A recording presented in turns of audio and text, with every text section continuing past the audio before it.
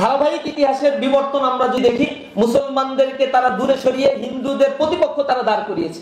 550 বছরে এখানে সম্প্রীতির একটা অবস্থান এই ভারতবর্ষে ছিল, কিন্তু ব্রিটিশদের আমলে সাম্প্রদায়িক দাঙ্গাগুলো এমন পর্যায়ে চলে গিয়েছিল। 47 সালে দেশ বিভাগের সময় কলকাতায় যে দাঙ্গা হয়েছিল, সেখানে 4000 মানুষকে প্রকাশ্য দিবালোকে পিটিয়ে কুপিয়ে জবাই করে হত্যা করা হয়েছিল। এখানে বঙ্কিমচন্দ্র চট্টোপাধ্যায় 1881 সালে তার ন্যারেটিভ দাঁড় করিয়েছে যে এখানে মুসলমানরা আগে মূলত হিন্দু ছিল, হিন্দু থেকে তারা মুসলমান হয়ে গিয়েছে এবং এখানে তাদের যাত্রাটা এরকম, তাদের পূর্বের কোনো ইতিহাস নেই। এই অঞ্চলে যখন আর্যরা শাসন করত, ম্যাসাকার করে ফেলেছিল তারা, এবং তাদের নির্যাতনে অতিষ্ঠ হয়ে মানুষেরা মুক্তির প্রহর গুনছিল, যার ফলশ্রুতিতে এখানে মুসলমানরা প্রাথমিক পর্যায়ে তারা শাসক হিসেবে এখানে আসে না। 76-এর মনোত্তর হিসেবে আমরা জানি, ব্রিটিশদের দেয়া তথ্য মতে তারা বলেছে এখানে 1,50,00,000 অধিক মানুষ দুর্ভিক্ষের কারণে মৃত্যুবরণ করেছিল। তারা কলকাতায় বাবুরা এখানে অবস্থান করত, আর ঢাকা এবং মুর্শিদাবাদ সমৃদ্ধ নগরীর সম্পদগুলো লোপাট করে এখানে একটা কৃত্রিম একটা সংকট তারা তৈরি করে রেখেছিল।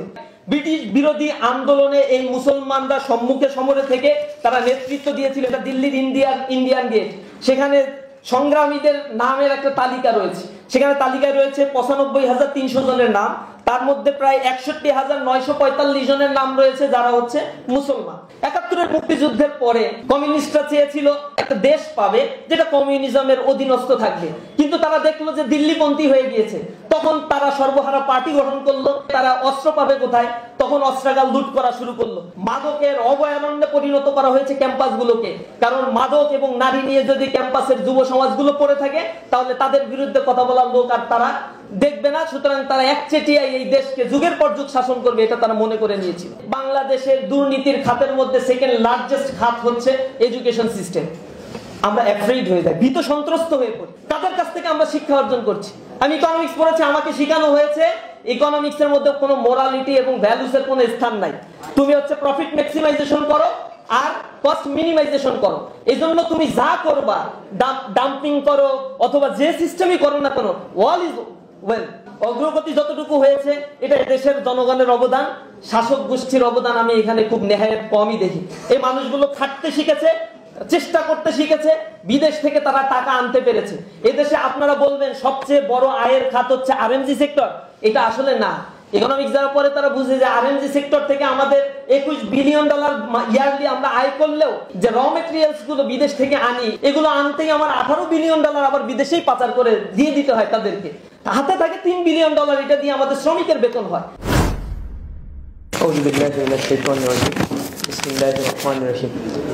আলহামদুলিল্লাহি কাফা ওয়া সালামুন আলা ইবাদিহিল্লাযিনা ইসতাফা মা বা'দ রব্বি ইশরাহ লি সাদরি ওয়া ইয়াসসির লি আমরি ওয়াহলুল উকদাতাম মিন লিসানি ইয়াফকাহু কওলি।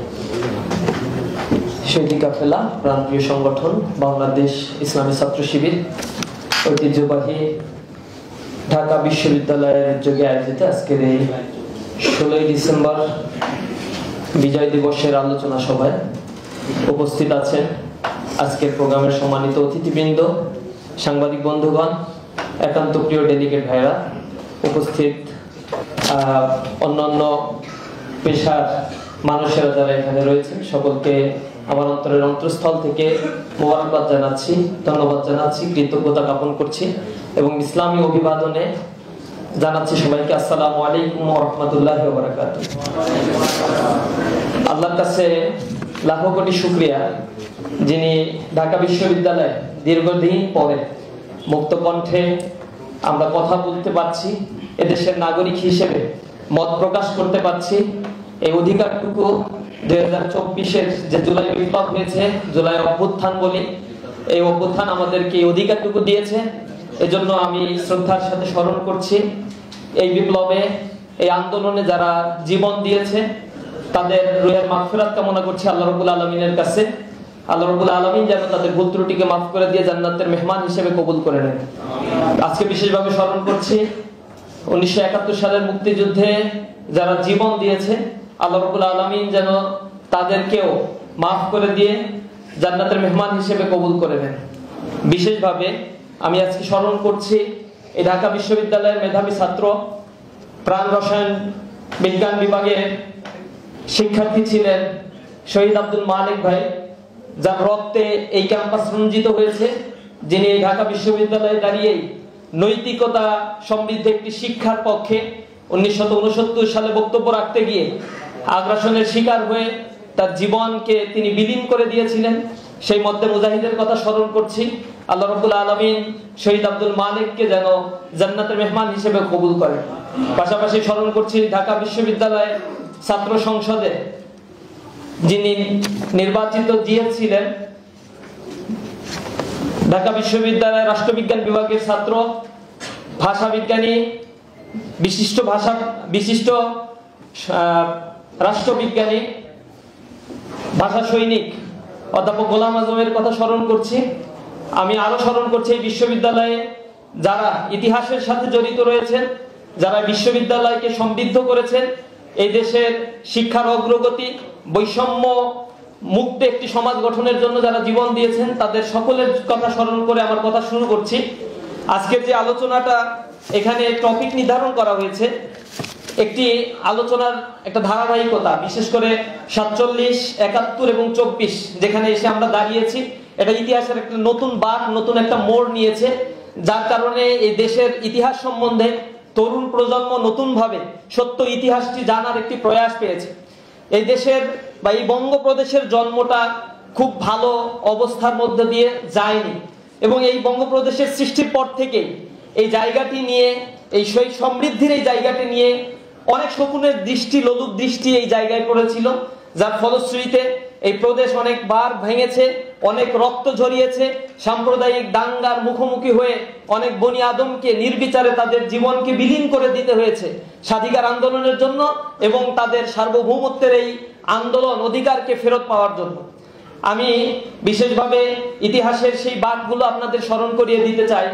যখন এই বঙ্গপ্রদেশে অস্তিত্ব ছিল না এবং বাংলাদেশের এই অঞ্চল, নদী বিধৌত এই অঞ্চলের কথাগুলো শুনলেই যাদের নাক শীতকানো শুরু হতো, এই মানুষগুলোর কথা। এই বাংলাদেশের জন্মটা মূলত হয়েছিল স্বাধীন সুলতানি আমল থেকে। আপনারা জানেন 1338 সাল থেকে 1538 সাল পর্যন্ত দীর্ঘ 200 বছরে এই বাংলাদেশে স্বাধীন সুলতানি আমল ছিল, যেই সময় থেকে ধারাবাহিকভাবে এই বঙ্গপ্রদেশের উৎকর্ষতা সাধিত হয়েছে এবং আমরা এই বঙ্গপ্রদেশকে আমরা পেয়েছি। প্রিয় উপস্থিতি, এই ধারাবাহিকতায় দীর্ঘ একটি সময় ধরে যখন এই বাংলাদেশ প্রায় বলা চলে 550 বছর ধরে এই অঞ্চলে মুসলমানরা শাসন করত, কিন্তু মুসলমানদের এই আগমন এবং মুসলমানদেরকে এই প্রদেশের মানুষরা গ্রহণ করে নেয়ারও একটা প্রেক্ষাপট ছিল। কারণ এই অঞ্চলের অধিকাংশ মানুষ ছিল পৌত্তলিক। মুসলমানদেরকে কি কারণে তারা গ্রহণ করলো? 550 বছরের দীর্ঘ একটি ইতিহাসের পরেও এই অঞ্চলে কেন মুসলমানরা সংখ্যালঘু ছিল পুরো ভারতবর্ষে, এবং দীর্ঘ 550 বছরের মুসলিম সালতানাতের ইতিহাসে এখানে সাম্প্রদায়িক দাঙ্গা এবং বড় ধরনের মেসাকার থেকে মুসলমানরা কিভাবে বেঁচেছিল, সাধারণ মানুষেরা বেঁচেছিল, একটি ইতিহাসের একটা মানে রূপ ছিল এখানে। আমরা লক্ষ্য করেছি, বিশেষ করে এই অঞ্চলে যখন আর্যরা শাসন করত, মেসাকার করে ফেলেছিল তারা, এবং তাদের নির্যাতনে অতিষ্ঠ হয়ে মানুষেরা মুক্তির প্রহর গুনছিল, যার ফলশ্রুতিতে এখানে মুসলমানরা প্রাথমিক পর্যায়ে তারা শাসক হিসেবে এখানে আসে না, বাণিজ্য করার জন্য এই অঞ্চলে তাদের আগমন ঘটেছিল।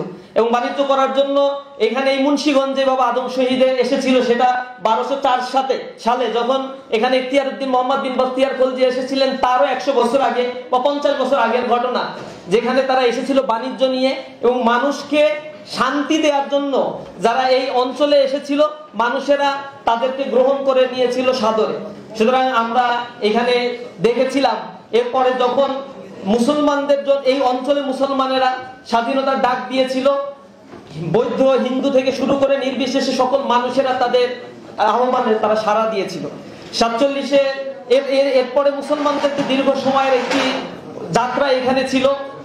এরপরে 1947 সালের যে ঘটনাটি আমাদের সামনে প্রতিভাত হয়েছে, এটা এই রাষ্ট্রের জন্য, এই বঙ্গপ্রদেশ বা এই অঞ্চলের জন্য ছিল অনিবার্য একটি ঘটনা।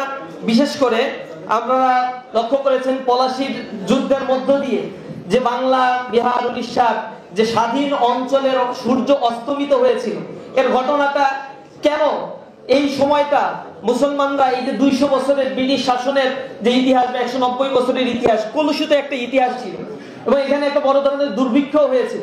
ব্রিটিশরা যখন এই অঞ্চলে শাসন ব্যবস্থা শুরু করেছিল, এরপরে দীর্ঘ 200 বছরের এই ইতিহাস হচ্ছে নির্যাতন এবং জুলুম নিষ্পেষণের ইতিহাস। যখন তারা 1757 সালে পলাশীর যুদ্ধে মুসলমানদেরকে তারা পরাজিত করেছিল এবং একটা কনস্পাইরেসি করে একটা অংশের মুসলমানরাই তাদেরকে সহযোগিতা করে যখন ব্রিটিশদেরকে এখানে কলোনিয়াল শাসন ব্যবস্থা চালুর জন্য কোম্পানির হাতে এই অঞ্চলটা তারা ছেড়ে দিয়েছিল, এরপর থেকে এখানে লুটপাটের একটা রাজত্ব চলেছিল। বিশেষ করে ঢাকা এবং মুর্শিদাবাদ যেটি সমৃদ্ধ নগরী ছিল, এই অঞ্চলকে দেউলিয়া করে দেওয়া হয়েছিল।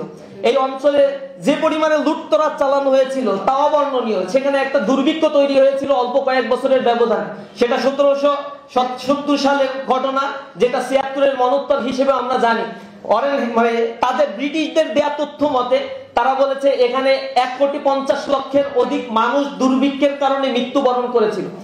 এত মানুষ মৃত্যুবরণ করেছিল যার পরিসংখ্যানটা হচ্ছে টোটাল বঙ্গপ্রদেশের এই অঞ্চলে মানুষের সংখ্যা যা ছিল তার 1/3 প্রায় তারা মৃত্যুবরণ করেছিল দুর্ভিক্ষের কারণে। লুটপাটের ইতিহাসটা কোথা থেকে শুরু হয়েছিল? 1757 সালে পলাশীর পরাজয়ের পরে এখানে ব্রিটিশরা যে উৎকুচের নামে যেভাবে অর্থ লোপাট করেছে এবং মির্জাফর এবং তার প্রেতাত্মারা যেভাবে তাদের হাতে এই দেশের সকল সম্পদগুলো তুলে দিয়েছিল, তা ছিল মানে ইতিহাসের একটা চরম বাস্তবতা। এখানে যে সংখ্যাটি আমরা ইতিহাসের বই থেকে পাই, যদি আপনাদেরকে বলি, সেখানে তারা প্রায় 10 বছরে 1757 সাল থেকে 1766 সাল পর্যন্ত এই 10 বছরে প্রায় 60 লাখ পাউন্ড ব্রিটিশরা এই অঞ্চল থেকে আত্মসাৎ করেছিল। এবং এই ব্রিটিশ প্রভুদেরকে খুশি করার জন্য এই অঞ্চলে কোম্পানির শাসনকে আরো মজবুত করার জন্য মির্জাফরের মাধ্যমে এখানে তারা বকশিশ হিসেবে যুদ্ধের জয়ের পরে লর্ড ক্লাইভকে শুধুমাত্র দেওয়া হয়েছিল 2,34,000 পাউন্ড, যেটা তাকে উৎকোচ হিসেবে দেওয়া হয়েছিল সম্মানী। মির্জাফরের ইস্ট ইন্ডিয়া কোম্পানিকে তার কোম্পানির অধীনস্থ থাকার জন্য 6 কর্মকর্তাকে 1,50,000 পাউন্ড তারা উৎকোচ প্রদান করেছিল। কোম্পানি এবং কলকাতার অধিবাসীদের ক্ষতিপূরণ, পাশাপাশি নৌবাহিনী এবং তাদের সেনাবাহিনীর যে ক্ষয়ক্ষতি হয়েছিল এই ক্ষতি দাবি করেছিল তৎকালীন সময় কোম্পানি 25,31,000 পাউন্ড, যা এই আমাদের এই বঙ্গপ্রদেশ থেকে তারা নিয়ে গিয়েছিল। ইংরেজ কর্মকর্তাদের খুশি করার জন্য মির্জাফর তখন 6,60,375 পাউন্ড উপঢৌকন দিয়েছিল তখন। এটা হচ্ছে মাত্র 1-1.5 বছরের ব্যবধানে এই অঞ্চল থেকে এই পরিমাণে সম্পত্তি তারা ব্রিটিশদের দিয়েছিল। এবং তাদেরকে করাপশনের দায়ে যখন ব্রিটিশ পার্লামেন্ট কল করেছিল, লর্ড ক্লাইভ বলেছিল আমরা কি করব, এত বড় একটা রাজত্বের জায়গায় যারা ক্ষমতায় আসীন হবে তারা ক্ষমতায় আসীন হওয়ার জন্য আমাদের কাছে এসে টাকা দিয়ে যায়, তা আমরা টাকা দিলে এরকম উৎকুচ দিলে আমরা নিব না সেটা। এবং এই বাংলাদেশে এই বঙ্গপ্রদেশে এই ঘুষ বাণিজ্য এবং উৎকুচের এই বাণিজ্যগুলো এই ব্রিটিশদের হাতেই তৈরি করা। তারা এই যে সম্পদগুলো নিয়ে কলকাতা নগরী তারা তৈরি করেছিল।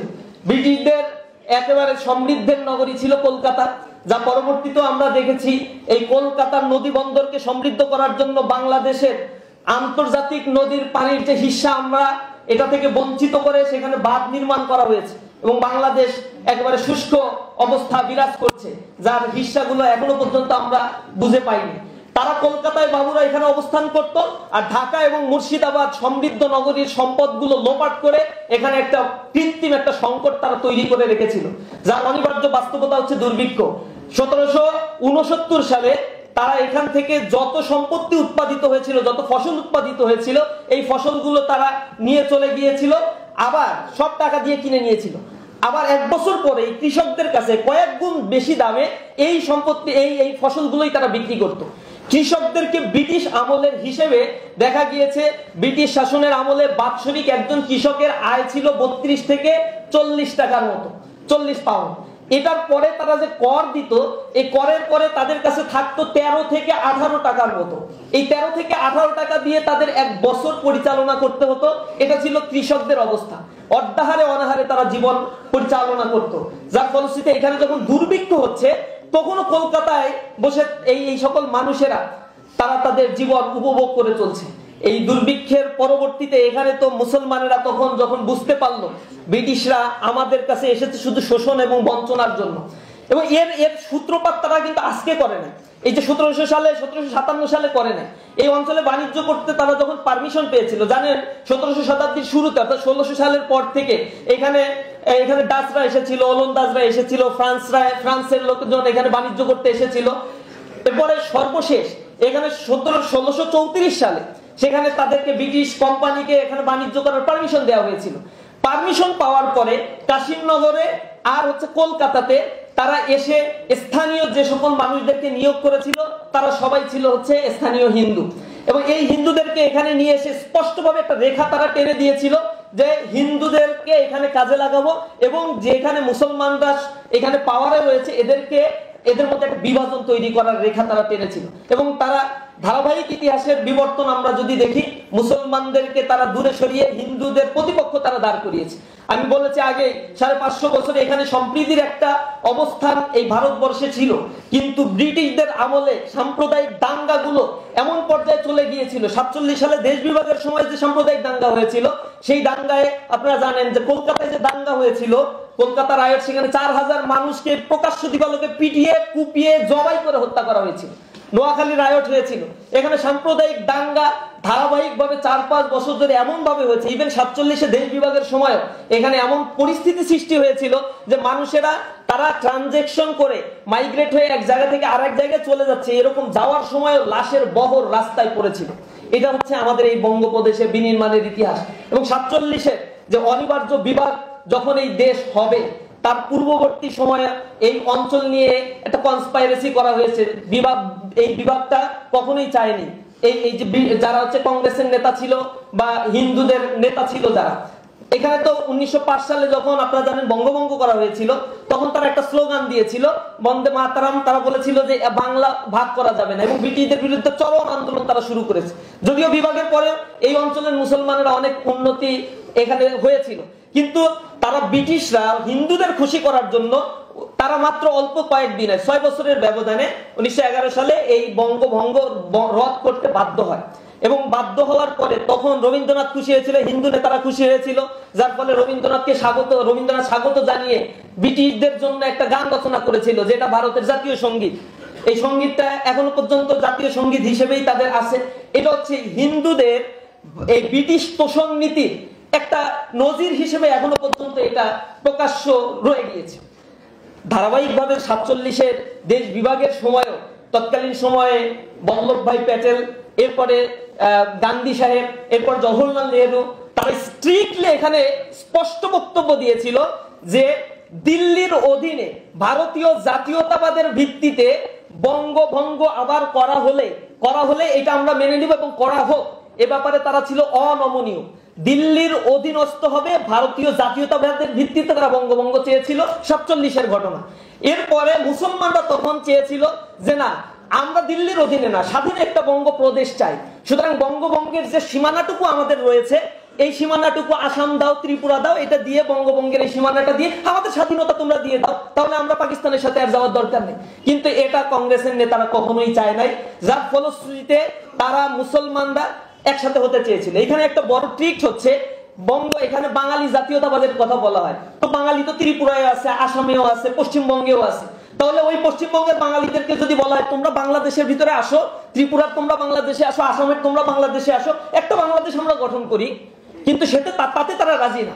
কারণ তারা দেখেছে এটা যদি একত্রিত করা হয়, এটা অধিকাংশ হবে মুসলমান, আর মুসলমানদের অধীনে আমরা থাকলে পরাধীন হিসেবে থাকবো, এটা আমরা পারবো না।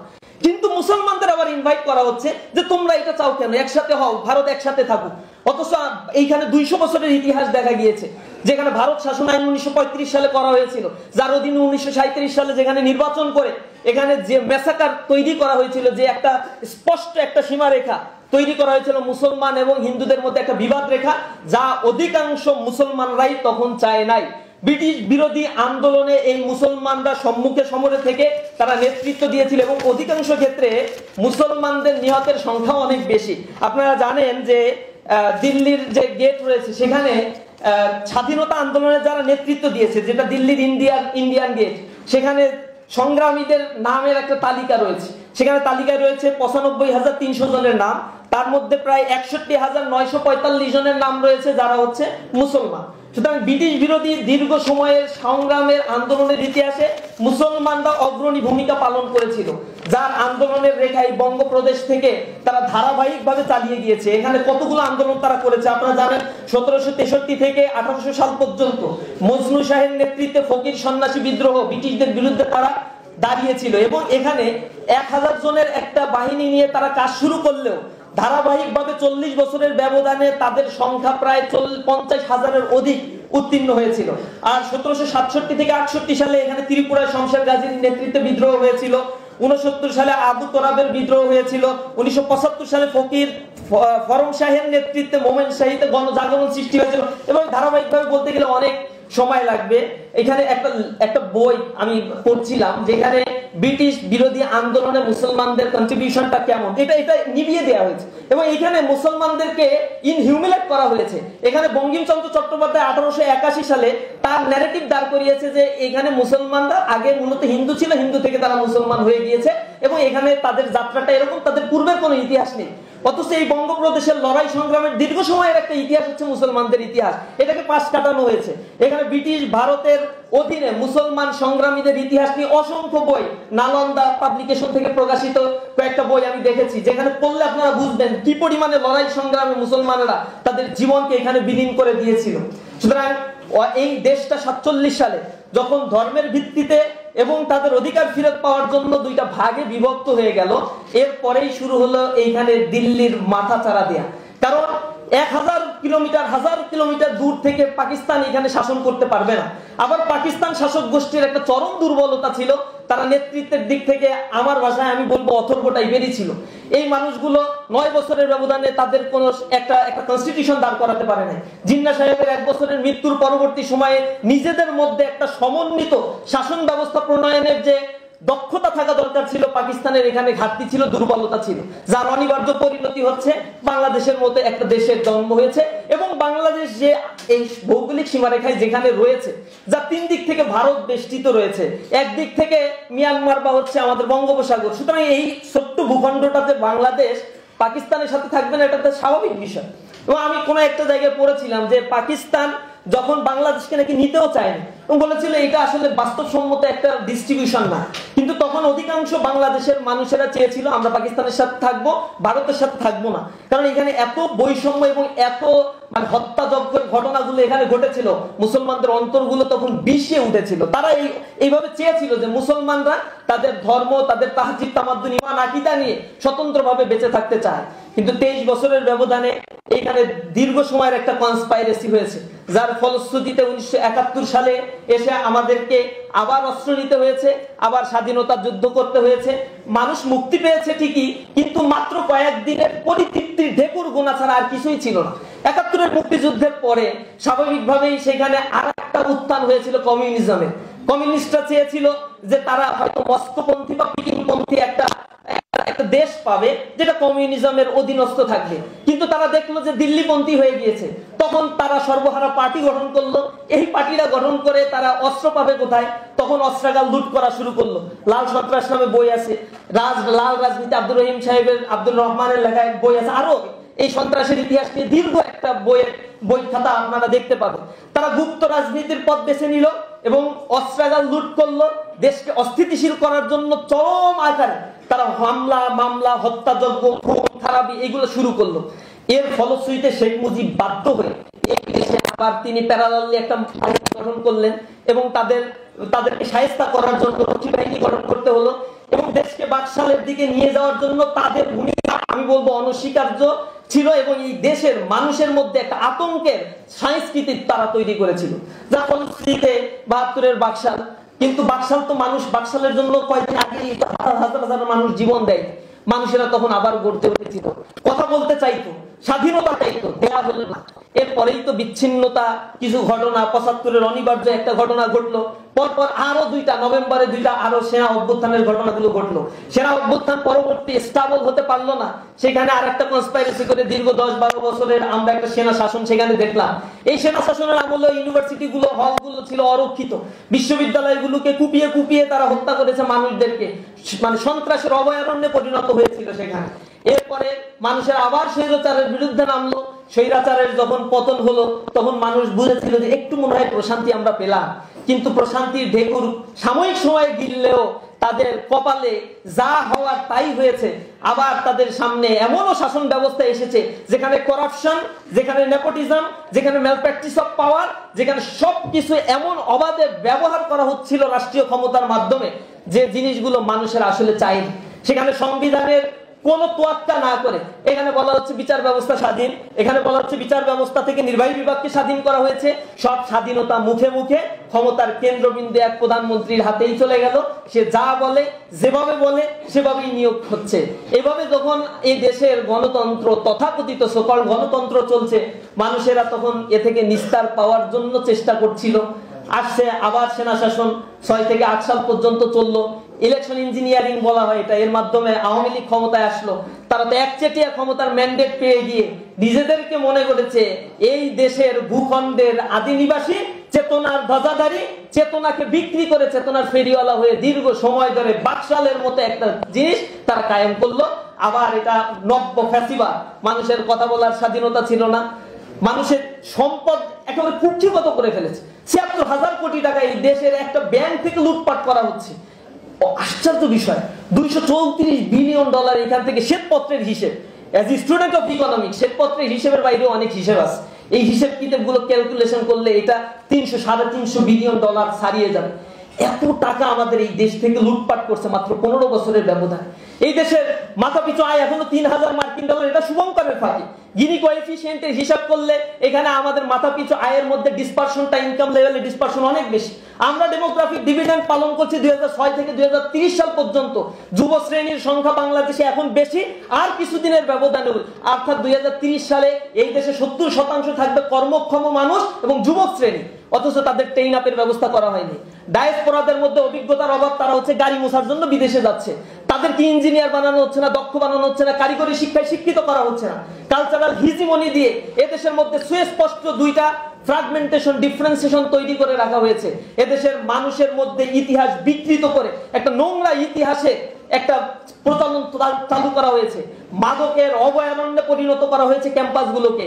কারণ মাদক এবং নারী নিয়ে যদি ক্যাম্পাসের যুব সমাজগুলো পড়ে থাকে তাহলে তাদের বিরুদ্ধে কথা বলার লোক আর তারা দেখবে না। সুতরাং তারা একচেটিয়াই এই দেশকে যুগের পর যুগ শাসন করবে, এটা তারা মনে করে নিয়েছিল। আমাদের অতিথিরা রয়েছেন, ধারাবাহিকভাবে আলোচনা করবেন। আমি যা সিনপস এটা বললাম, এই দেশটা আমাদের অনেক রক্তের দামে কিনা। এখনো পর্যন্ত 24 সালে হয়তো পরিবর্তন একটা হয়েছে, কিন্তু আমরা দেখতে পাচ্ছি আরেকটা অশনি সংকেত আমাদেরকে ডাকছে।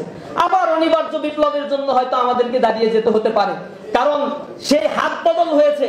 কার্যত শোষণ মুক্ত, নিপীড়ন মুক্ত, বৈষম্য মুক্ত আমরা এই সমাজটা এখনো পাই নাই।